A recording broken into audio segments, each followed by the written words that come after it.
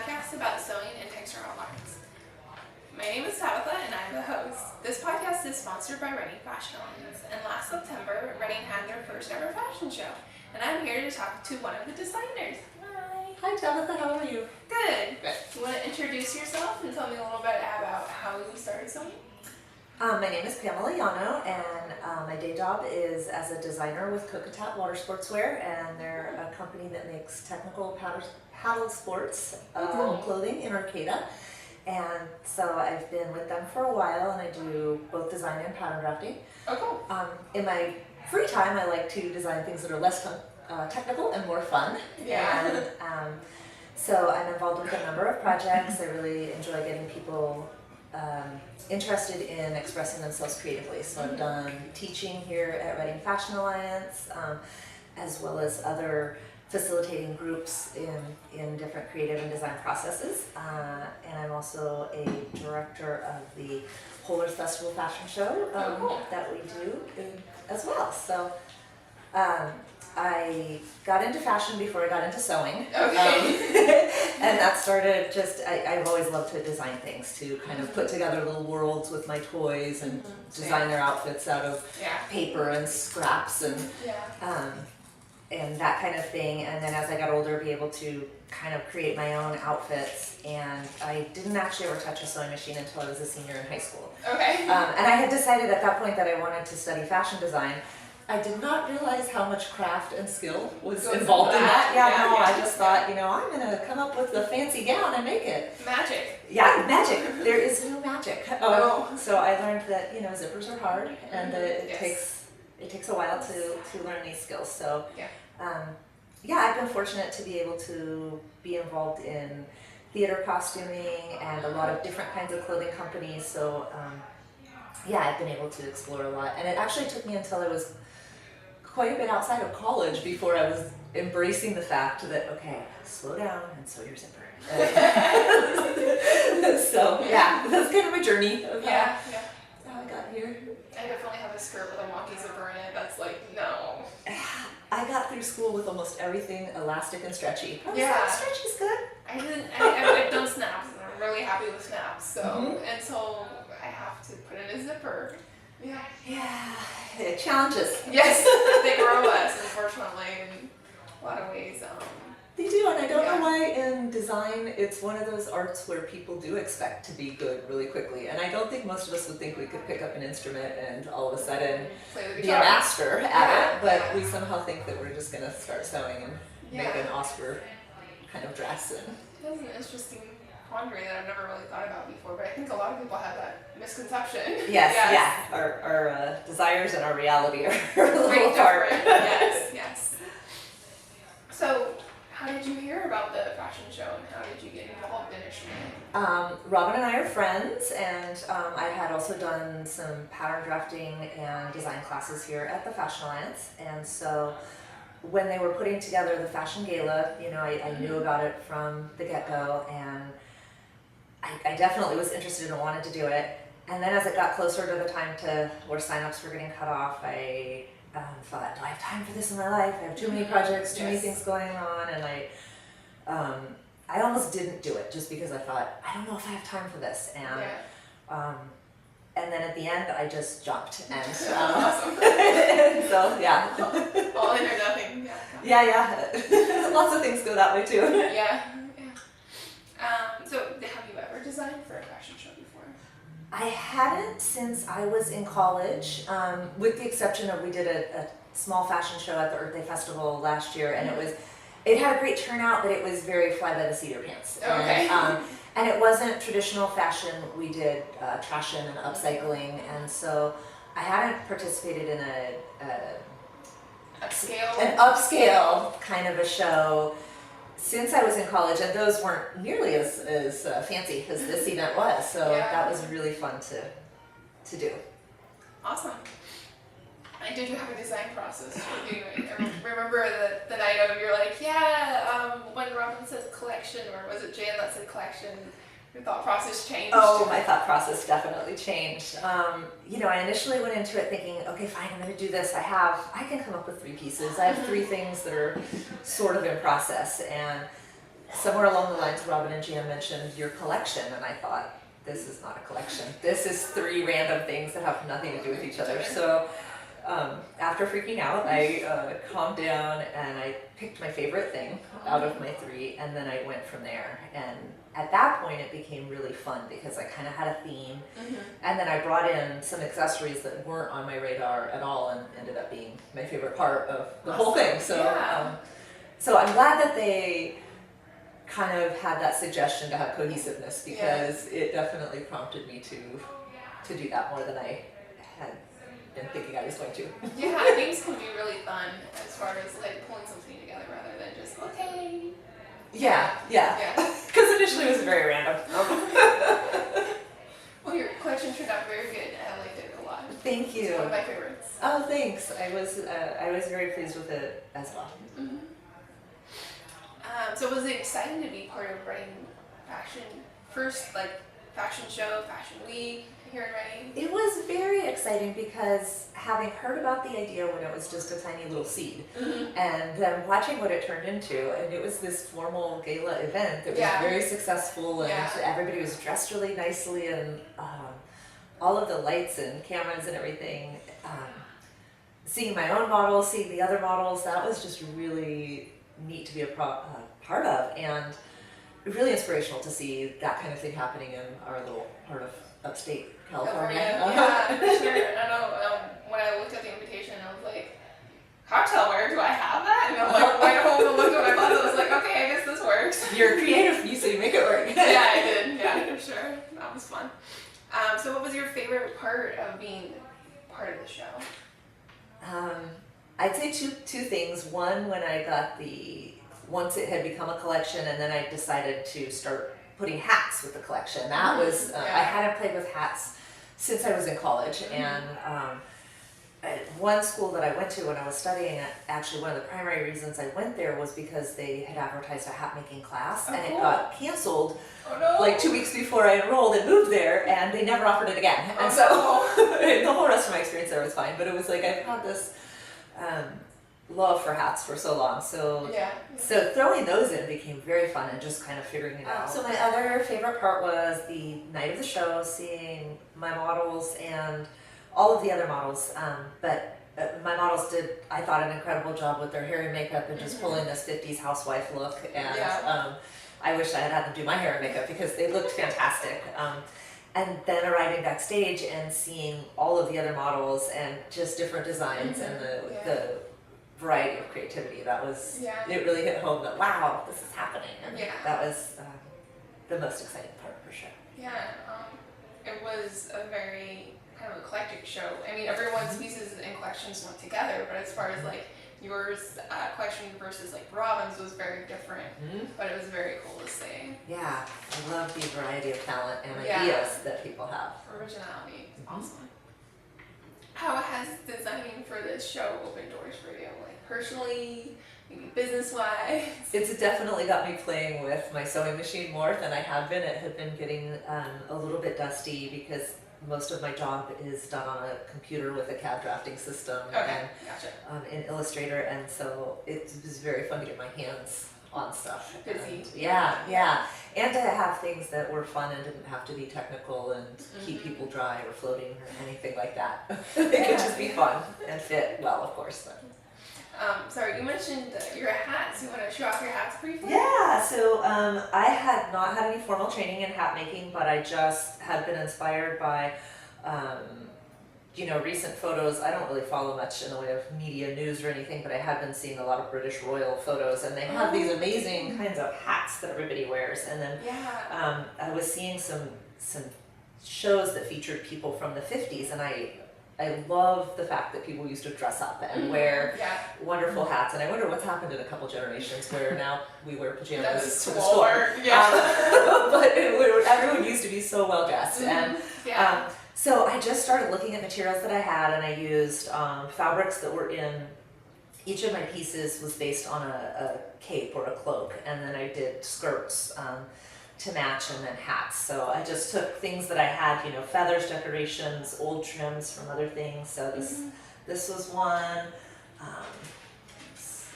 connected. There was some holiday decorations on here that I attached. This is very fun. Yeah, just random things that I had in my house and put them together in hats. So that was definitely my favorite part. And it inspired me to look more into some formal training in hat making. And I found that there are weekend workshops that happen. Some are in New York, which is a little harder to get to. Yes. But I found there are some in San Francisco too. So I'm thinking, this is doable. Maybe I can.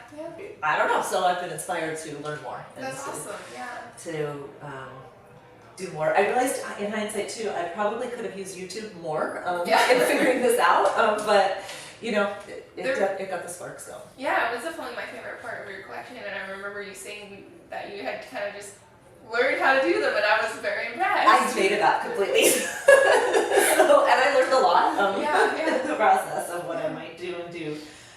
Some materials that I might not use again because they were difficult to work with, but just sparking that part of my brain in learning again was really exciting. That's fun. So the one with the bird, does it go with this cloak or is it? This was the one I went with. That cloak. Okay. So. Very cool. Yes, and apparently there are rules about this style of hat making and what side of your head you wear them on and where your partner walks and all sorts of things that I had no idea. So. I feel like I should learn that because I also wore a little fastener that night and I could have been breaking some social rules there. I think, I can't remember for sure, but I may have done mine just because my hair parts the other way. And then I was like, sorry. I'm going with my head, not the rules. I had no idea and I can hurt my hair either way, so. There you go. So Google will help you. Okay, I will look that up the next time before I wear that. So yes. Don't offend anyone. I think it's just so that like if you're walking with somebody on your arm so that your hat doesn't, you have a gentleman with you so that your hat isn't like bonking them in the head or. The veil doesn't get them in the eye or something. Or if you have a bird feather. Yeah. Yeah. So, but I don't remember the sides. And for me, whatever. But that's very fun. I had no idea. Yeah, it was definitely fun, and it was great to see like the materials used in these. Like I said, they were all scraps, and I had cloaks or skirts that were in each of these. So it was really neat to think about what you could do with those random. Together. Mm-hmm. Yeah, that's cool. That's very cool. What was the most challenging part for designing for the show? I think that's my challenge in life, which is time. I don't want to say management, working well with time, yes, and not overestimating how much time I have and underestimating how long things are going to take, because often it seems like, sure, that'll work, and it doesn't necessarily, so. Yeah. So that was a bit of a challenge, but having the constraints of the show is happening this day and time, that really forced me to having a deadline forced you to move rather than me like procrastinating. For me, that's hard. I procrastinate a lot. So. I tend to procrastinate to get a little shiny object, like ooh, this, that. But having the deadline of the show forced me in the end to finish it. Because awesome. I knew I had contracted with these women to be my models, and basically it was up to me to make sure they had clothing to wear down the runway. So I couldn't say show up here and do your hair and makeup and oops. So they would kill me. So so that having that kind of guideline, I think is really useful as an artist, because you can get all over the place with your creativity if you don't have a firm deadline that's outside of yourself. Sometimes for me it's hard to having that level of commitment to be there and to have things. Yeah, that's important. And that other people are involved, because then I'm not going to let them down. Whereas you could make more excuses with your own things and go, well, that wasn't right, or you know, that kind of thing. Yeah, I mean, if you're like modeling for yourself, you're like, okay. But if having models. And I think just having the commitment of the show, and I'm not going to tell Robin I'm not showing up at the show. You don't want that awkward conversation. No. But yeah, just having that I committed, I said I would do it, that forced me to, I don't want to say get over my time management issues, because I don't know that I'm over them, but forced me to work with them. Yeah, I'm definitely the person that goes, oh, half an hour to dinner, I can do this, and that time for I can fit in 10 more things. I have to leave in 5 minutes. Well, let me just make some calls and send some texts and open 45 more tabs on my window. So what advice would you give other designers, both young and adults, for their first show? I would say to just jump in and do it, Don't be afraid. Don't be afraid. I think that especially with creative people who, or even if people who haven't had a lot of experience with their creativity, if you have this idea and this vision of what you want to do, and there's a big space between what you want to do and what you are currently capable of doing, and that can be discouraging. A lot of people just give up because they want to make this amazing things, and their skill level isn't there yet. And honestly, most of our first things, we look back on and we're like, "Ooh, that was pretty bad." But if you don't jump, you're never going to get to that other level, because you have to kind of do the things that aren't that good. And I think that that's unfortunately where a lot of people just are inhibited, or they give up because they start comparing themselves to other people, and they start seeing like, oh gosh, this person really knows how to do this, and this person's really good at that, and they don't feel like they're good enough or they're ready enough. And I would always say, do your best work and put your best foot forward, but just jump. If you have the opportunity, just get in there, and that's the only way you'll ever have enough of a body of work behind you to get good and to ever get to your vision. I've always heard that comparison is the thief of joy. So if you're comparing yourself, yes, and I think it just stops people in their tracks, because they're like, yes. And we're comparing our first drafts to other people's finished, fits or highly polished, whole team of people assisting them kind of thing. So, and creative work, it really does put yourself out there to other people comparing you or judgment, and that can be intimidating. But art as well. Anything creative that way. So I think that just having the guts to get out there and do it feels good. And then being happy with your final finish, no matter what other people think. Yeah, and knowing that you're going to learn and grow from it. That that you'll see things like, I won't work with that material next time, or oh, I wish I had allowed myself more time to finish that zipper, or whatever the case may be. I think just being open to learning and growing from it, and knowing that we're all going to be critics of ourselves. But if you don't jump in, you're never going to get any better. So So I opened it up to the viewers this episode around, and we have a viewer question from Instagram. So Rachel Hash wants to know, how many hours on average does it take you to make one piece in a collection? Oh gosh, that is a tough one, because I'm not very good at time, keeping track of time. I think it would vary so much on the pieces. For example, if I kind of had all of my hats going at once, so I didn't, and there was a lot of trial and error there, so it's really, really hard to say. And the capes that I did wound up being taking up much less time than had I done a complete gown. That would have taken 15 hours or something, and whereas these I was able to do in a couple of hours. So and I did try to challenge myself with the 3 different capes I did to, one had a hood, one didn't, one had arm slots, one didn't, one had shaping on the shoulders, and just trying to throw in some different things. But I am honestly the worst time management or time estimating person, because I always think it'll take less time. So I feel like I could be like, you could do that in 5 hours. And I have the same problem. I think it's inherited from my father. I think we both do the same thing. No comment. But it's something that I'm working on, because I realize as I do things for other people, or as I want to share things, being able to estimate that time is valuable. And also just as a reality check of getting things done and not winding up sewing at 1 o'clock in the morning the night before, or hot gluing right before you get in the car, or whatever you're doing. The more that you can adequately assess your time, I would say, the better for sure.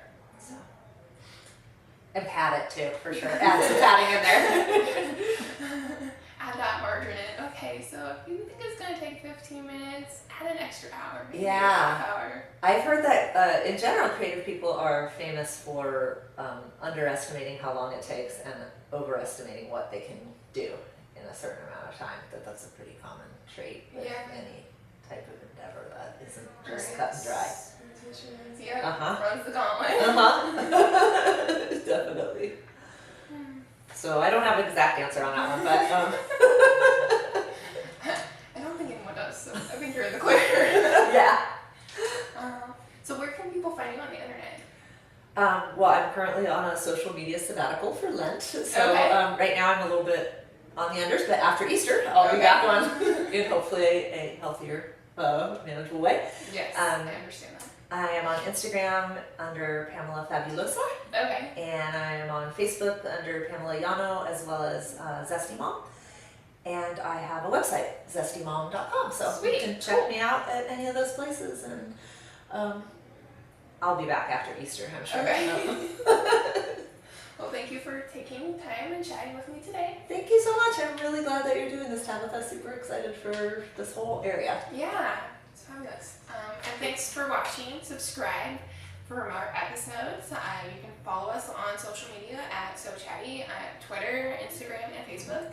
You can email me at sochatty@gmail.com for any comments, suggestions, people I should talk to, any of that. Thanks for watching.